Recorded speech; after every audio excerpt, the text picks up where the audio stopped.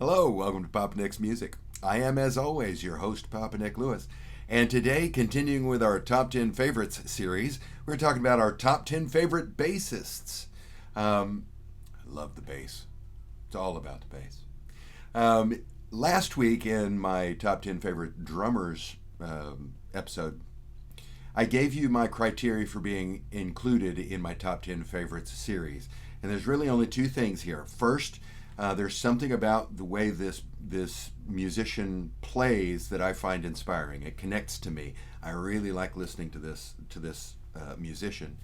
And then secondly, I have to have a copy of their work somewhere in my library, right? We're talking about the musicians that I'm familiar with. These are the ones that I like. I'm not making the argument that these are the technically best bassists out there, although I think many of them belong in that conversation.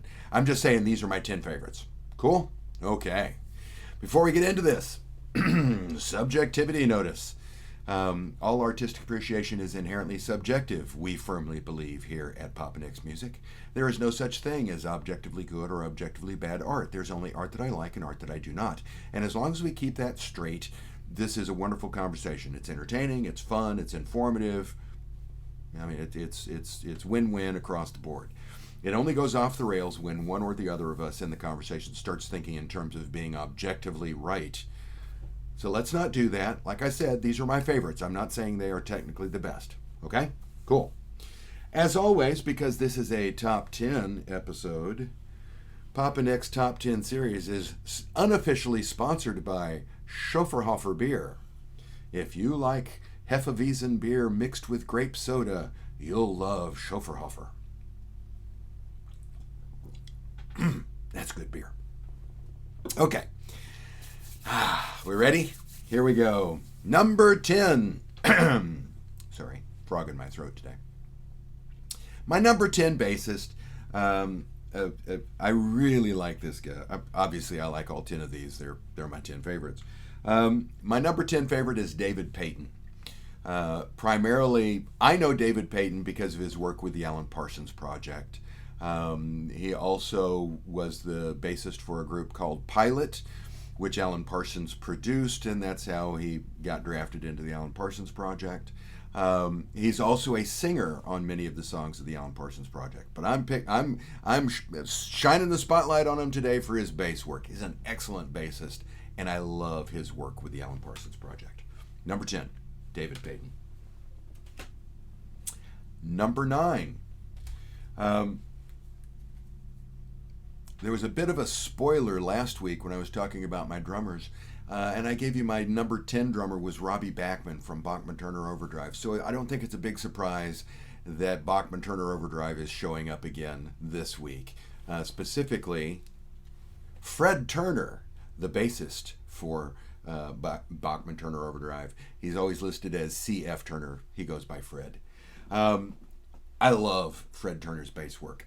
I considered using the example I had yesterday or last week for Robbie Bachman was Not Fragile, and that would be a good album to be the exemplar for Fred Turner's bass playing. There's a lot of good bass work on that. This is Head On, the album that was their fifth released album. Yeah, it was their fifth album, and there's a lot of really good bass work on this, and it's got the nice big picture of Fred that I that I can point out. Love Fred Turner. Love Fred Turner. Oh, good stuff. Number 8.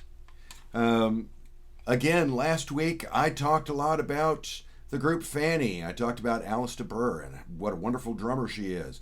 Jean Millington is a fantastic bassist. This is probably I'm pretty sure this is the last time Fanny is showing up on my top 10 favorites. That's just a rock solid rhythm section between Alice DeBurr and Jean Millington. Love Jean Millington. Oh, and again, if you're not familiar with Fanny, check this stuff out. Fantastic music. Okay, number 7. When I started thinking about doing this, one of the first bassists I thought is the fellow here at number 7, And so I just assumed he would be ranking much higher than he is because I really like Steve Wright, who is the bassist for the Greg Kihn Band. Steve, there he is. Oh, wrong side. He's over here. There he is. I struggle sometimes with a non-mirrored monitor. I love the Greg Kihn Band. And big chunk of the reason why I love the Greg Kihn Band is Steve Wright's bass playing. My God, is he good. Oh, Steve Wright. Hope that stuff won't fall off my table. Coming in at number 6. Last week in my drummer video, I had a drummer and I talked a little bit about how much trouble I had finding an example of that drummer's work. The drummer was Bernard Purdie, who drummed a lot with Steely Dan. And I knew that I had a lot of Steely Dan albums, but I've got them all in a box set, Citizen Steely Dan set. And so I ended up using Gaucho as my example here because Bernard Purdie played the drums on on Babylon Sisters, one of my favorite Steely Dan songs. Playing the bass on Babylon Sisters, we have Chuck Rainey. Oh my God, do I love listening to Chuck Rainey's bass work. Mostly with I will be honest, most of what I have heard has been his work with Steely Dan, but oh my God, is it good work. Love Chuck Rainey. Number 5. Excuse me. My number 5 bassist here is one of these session musicians, regularly played with the Wrecking Crew, and so I know I've got a couple hundred CDs over here that will have this bassist. But I'm going with this is actually the twofer release that has Beach Boys Today and Summer Days and Summer Nights. But I'm picking Summer Days and Summer Nights as my album because Carol Kaye, one of my favorite bassists, she's actually my 5th favorite bassist, is the bassist doing that throughout California Girls. Oh, I love Carol Kaye. One of the things I love about Carol Kaye's bass is that it is distinctive in any given mix, and that's because she usually plays with a pick. I love bassists who pick rather than plucking with their fingers. Love Carol Kaye. There's something about the picked bass. I really like that sound. Number 4. Now, my number 8 was Gene Millington, and Gene Millington is a recent addition to my pantheon of bassists. I was largely unaware of Fanny when they were active originally in the early 70s. It completely passed me by. I only found out about Fanny here within the past couple of years.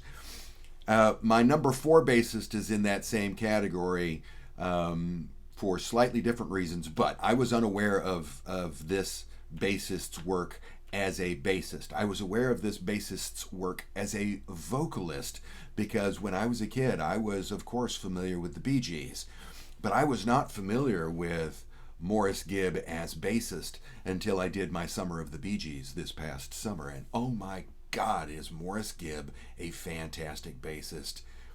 He shot to the top of the charts. He is now number 4, my number 4 favorite bassist. I love Morris Gibb. Okay. Number 3. It seems almost like a contractual obligation kind of a thing. If you're going to have a list of top 10 bassists, and if you are dealing with mostly rock and pop music, then you've got to have Paul McCartney. And so I've got Paul McCartney. I've slotted him in here at number 3. I'm using Abbey Road because, oh my God, is there a lot of good bass work on this album. And the good thing about putting Paul McCartney in your list of bassists is you don't have to explain why. You know why he's here. Number 2 of my bassists. I think a couple of these might be surprising. I don't know that they're hugely surprising to people who are regular viewers of the channel. But I don't know that there are a whole lot of people out there putting Steve Wright, for example, on their top 10 bassists, right? I mean, there's some dark horses in here, and one of those dark horses is my second favorite bassist, pushing very close to be number one, but he's not quite there yet. But I love Jim Cregan, bassist for the Bare Naked Ladies. Oh my God, is Jim Cregan a fantastic bassist? And I'm using Born on a Pirate Ship as my example here because I love his songs on here and his bass work in general.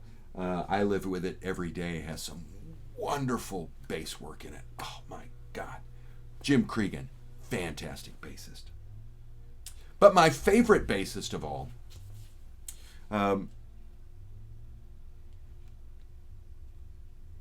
last week, when I was talking about my favorite drummers, I had two drummers who both played with Joe Jackson. One in the Joe Jackson band, and one who is just a session drummer on his some of his later work. Well, today I'm including Graham Mabey, my favorite bassist, hands down, bar none. No real clear competition. Jim Cregan comes close, but is not close enough to be real competition. Graham Mabey is a stellar musician. I love his bass work.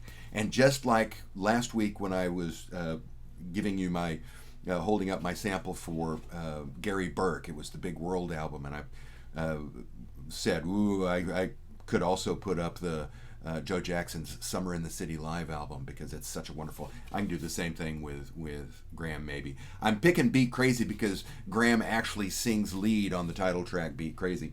And as every album that he's on has got fantastic bass work. I mean, there are no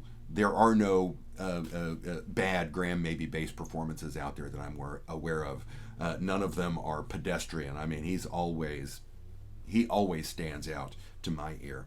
But I'm picking Beat Crazy as my example for my favorite bassist, Graham Mabey. And those are my top 10 favorite bassists. What are your top 10 favorite bassists? Drop those suggestions down below. I always love hearing from you, particularly when we're talking about our favorites. I mean, come on. Which ones do you like? Share. Share with the class. Anyway, thanks a lot for watching today. I hope you enjoyed the video. If you did, go ahead and click the thumbs up like button. I would appreciate that. If you have not subscribed, then go ahead and subscribe. That would be awfully nice. It's free. If you do subscribe, click the icon for notifications. That matters to the YouTube folks, so I would appreciate that. And again, thank you for watching today, and I hope that the rest of your day is glorious. See you soon.